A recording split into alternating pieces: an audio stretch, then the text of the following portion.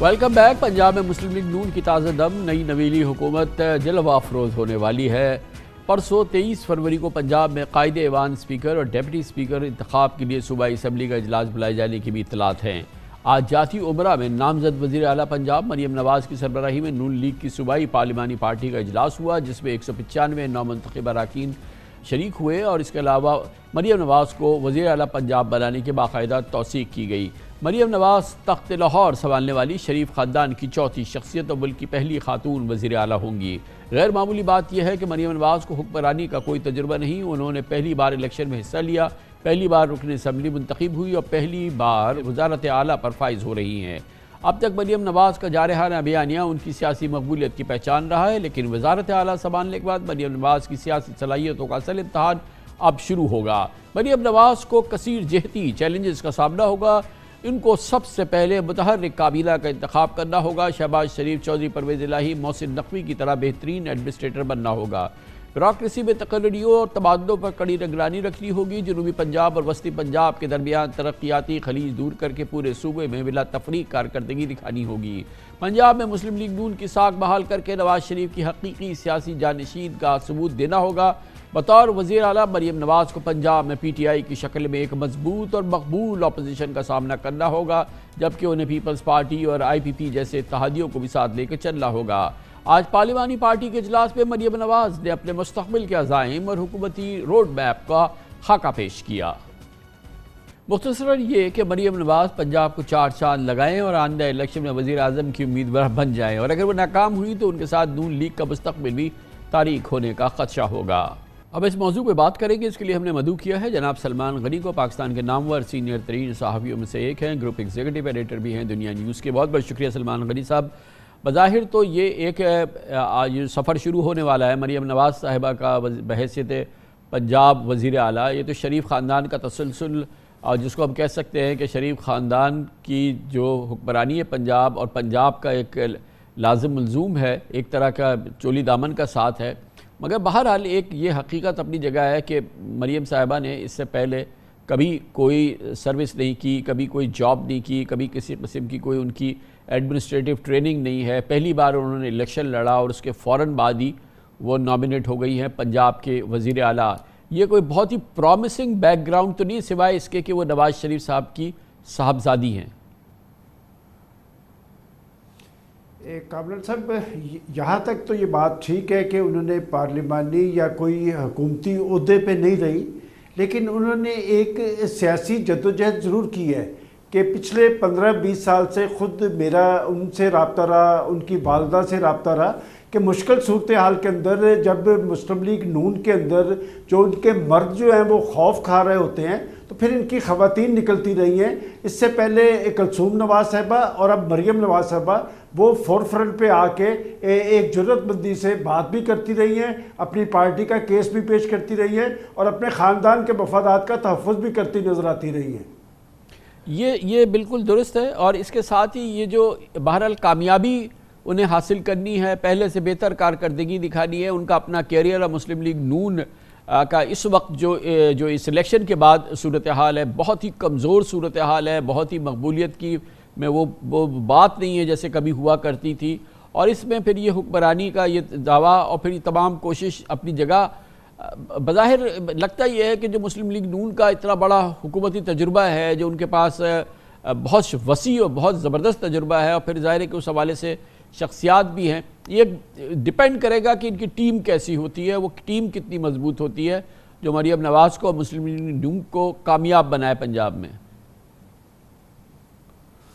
درست کہا کامران صاحب آپ نے کہ اس وقت یقیناً انہیں ایک ایسی ٹیم کا انتخاب کرنا ہوگا جو تجربہ کار بھی ہو اور حالات پر ان کی نظر بھی ہو۔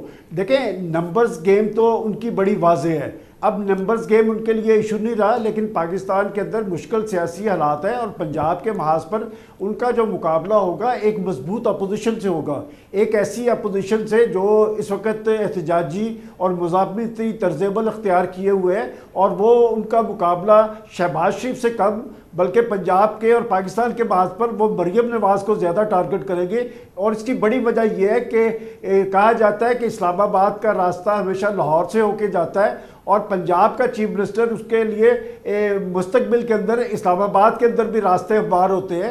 نواز شریف صاحب بھی پنجاب کے چیف منسٹر رہے, اس کے بعد پاکستان کے پرائم منسٹر بنے. خود ان کے چچا شہباز شریف صاحب پنجاب کے اندر اچھے بنیادوں پر ڈیلیور کرتے نظر آئے, پھر وہ پرائم منسٹر بنے. اور اب بھی مریم نواز صاحبہ کے بعد پاس یہ چانسز موجود ہے کہ وہ اگر پنجاب کے اندر اچھا ڈیلیور کرے گی تو وہ پاکستان کی سیاست میں مسلم لیگ نون کی اور خاص طور پہ شریف فیملی کی بہترین متبادل ثابت ہوگی. یہ تو جو آئیڈیل سچویشن ہو سکتی تھی ان کو مل گئی ہے. پہلے الیکشن کے فوراً بعد پنجاب کی وزیر اعلیٰ نامزد ہو گئی ہیں. ظاہر ہے کہ کوئی کام کا کوئی تجربہ نہیں ہے, مگر اس کے باوجود اب ان کو کامیاب ہونا ایک بہت بڑا چیلنج ہے, کیونکہ سامنے جو اپوزیشن جس کا بھی آپ نے ذکر بھی کیا وہ ایک بہت مضبوط اپوزیشن ہے. پی ٹی آئی ایک بہت مضبوط پارٹی ہے. ہمیں معلوم ہے کہ جس الیکشن کے بعد یہ حکومت بن رہی ہے اس پر شدید دھاندلی کے الزامات ہیں, بہت سی اس حوالے سے شکوک شبہات پوری دنیا میں اس کی گونج ہے, ہر طرف اس کی آواز ہے. اس میں کامیابی تو اس میں یعنی کہ ایوریج کام بھی ان کو نہیں ہیلپ کرے گا, ان کو بہت آؤٹ سٹینڈنگ پرفارمنس دینی ہوگی, ایک جانب اپنے آپ کو ثابت کرنے کے لیے اور دوسری جانب یہ جو پی ٹی آئی کا طوفان ہے اس کا رخ موڑنے کے لیے.